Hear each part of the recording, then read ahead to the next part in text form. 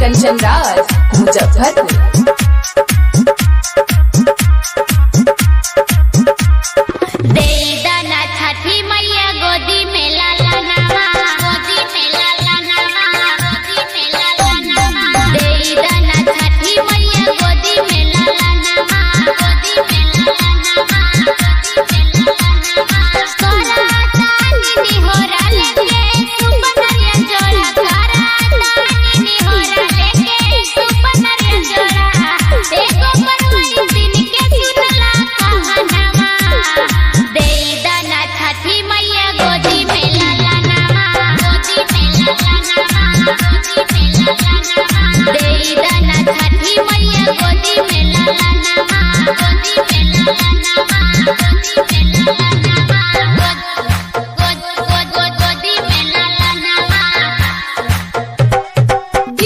कंचन राज बोलो बोलो छठी मैया की।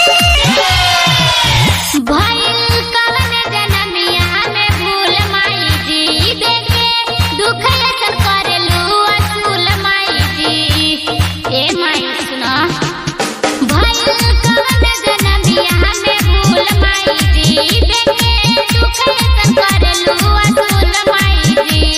धर के बंधीन नाम मारे सभता नामा, देईदाना छठी मैया गोदी में लाला नामा, गोदी में लाला नामा, गोदी में लाला नामा। देईदाना छठी मैया गोदी में लाला नामा, गोदी में लाला नामा, गोदी में लाला नामा।